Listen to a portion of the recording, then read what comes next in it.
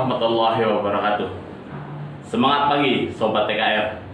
Selamat bergabung dengan pembelajaran digital bersama saya Mr. M di channel Belajar TKR.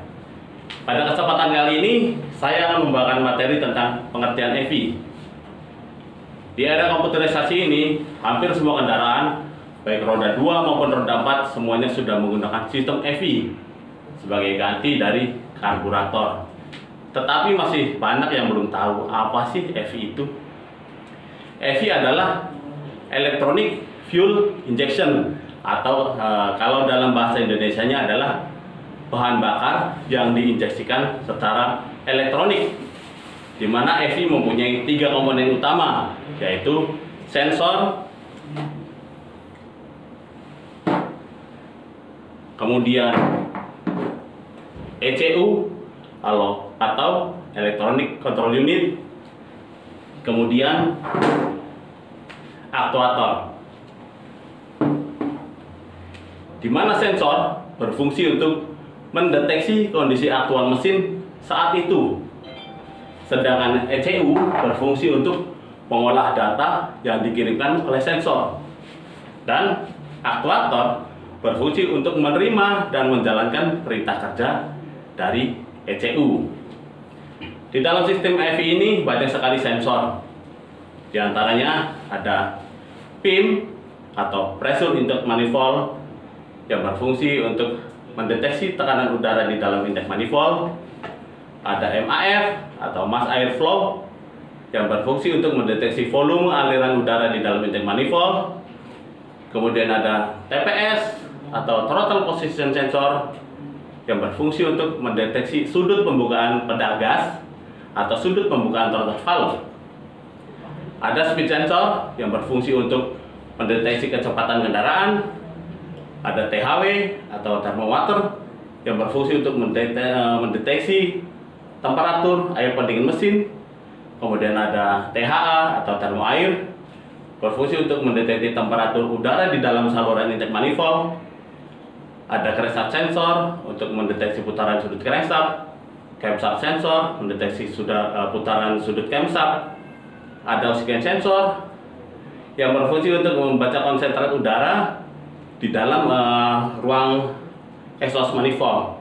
Ada ISC untuk mengontrol putaran idling, dan ada IGF untuk mengontrol atau menginformasikan tentang pengapian. Jadi sistem kerja EV dengan sistem kerja tubuh manusia itu hampir sama. Kalau di tubuh manusia itu ada panca indera, ada mata, hidung, telinga, lidah, dan kulit untuk bisa merasakan kondisi aktual saat itu. Maka di sistem EV ada yang namanya sensor. Di manusia ada otak, di sistem EV ada yang namanya ECU sebagai komputernya atau sebagai otaknya. Kalau di manusia ada tangan dan kaki yang diperintahkan untuk kerja oleh otak, di sistem EV juga ada yang namanya aktuator, ada injektor dan ada coil sebagai aktuatornya. Kemudian saya akan menceritakan sedikit bagaimana proses kerja dari sensor-sensor itu sehingga EV bisa bekerja dengan normal. Pada saat mesin pertama kali dihidupkan, maka mesin masih dalam kondisi dingin. Ketika kondisi dingin ini, ada yang namanya sensor THW atau termometer. Dia membaca kondisi mesin dingin lalu melaporkan kepada ECU bahwa kondisi mesin masih dingin, sehingga ECU diolah datanya untuk menambahkan sejumlah bahan bakar pada injektor. Kemudian juga mengontrol ke ISC sehingga RPM mesin akan dinaikkan. Dengan RPM mesin naik ini, maka suhu kerja normal mesin akan lebih cepat tercapai. Setelah suhu mesin tercapai, maka akan kembali turun. Kenapa turun? Karena si THW menginformasikan kepada ECU bahwa mesin sudah mulai panas, suhu kerja normal mesin sudah tercapai, sehingga RPM menjadi turun. Artinya bahan bakar dikurangi lagi, bahan bakar dikurangi. Kemudian saat setelah idling, mesin akan jalan, kemudian digas. Nah, pembukaan sudut gas ini, pembukaan sudut gas atau throttle valve ini ya, akan dibaca seberapa besar pembukaannya oleh TPS atau Throttle Position Sensor.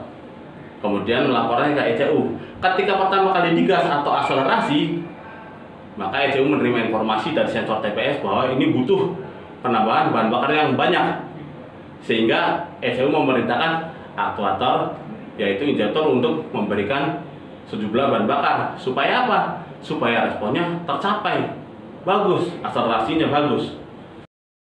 Ya, itu tadi keuntungan EV yang pertama, yaitu akselerasi lebih respon.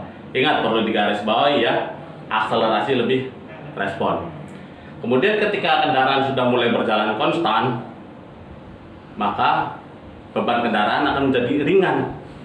Ketika beban kendaraan ringan, maka si ECU akan memerintahkan kepada injektor untuk mengurangi konsumsi bahan bakar, sehingga bahan bakar akan menjadi lebih irit dan gas buang akan menjadi lebih bersih.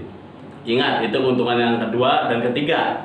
Yang kedua tadi bahan bakar lebih irit, dan yang ketiga emisi gas buang lebih bersih. Lalu bagaimana sih mengetahui bahwa si kendaraan itu sudah berjalan konstan? Kok ECU bisa tahu ya bahwa kondisi kendaraan itu sudah berjalan konstan? Ada yang namanya speed sensor. Ketika speed sensor sudah tercapai, speed sensor ini untuk mendeteksi kecepatan kendaraan ya, sobat TKR. Jadi ketika kendaraan sudah tercapai secara konstan, misal contohnya 100 km per jam dengan pembukaan sudut total 50%, pada saat jalan terus ini dibaca oleh ECU bahwa ini kendaraan sudah konstan. Nah, disitulah ECU mulai mengurangi suplai konsumsi bahan bakar. Lalu bagaimana ketika sedang asik-asiknya berjalan konstan, tiba-tiba kendaraan tersebut melewati tanjakan, menanjak. Nah, ketika melewati tanjakan, maka si speed sensor ini atau sensor kecepatan kendaraan ini menginformasikan kepada ECU bahwa ada pelambatan, sehingga ECU membaca ini mobil sedang lambat atau sedang ada beban yang berlebihan atau sedang tanjak karena kecepatannya tidak sesuai dengan injakan pedal gas, sehingga ECU memerintahkan aktuator untuk memberikan penambahan volume bahan bakar. Buat apa? Buat tenaganya supaya lebih besar lagi. Nah, itu keuntungan yang keempat, yaitu tenaga lebih besar. Ya, ini tenaganya lebih besar. Jadi sudah ada berapa keuntungan tadi di sistem EV ini? Sudah ada 4. Nah, yang pertama itu akselerasinya lebih respon. Yang kedua, bahan bakar lebih irit. Yang ketiga, gas buang lebih bersih. Yang keempat, tenaga lebih besar. Kalau pada zaman dulu, untuk menentukan iritnya bahan bakar dan besarnya tenaga suatu mesin, itu ditentukan oleh cc mesin itu sendiri. Tapi pada zaman now, ingat, iritnya bahan bakar dan besarnya tenaga itu ditentukan oleh teknologi. Jadi mulailah sekarang belajar tentang teknologi. Apabila Anda menyukai materi ini, silakan like dan subscribe. Ya. Salam TKR. Assalamualaikum warahmatullahi wabarakatuh.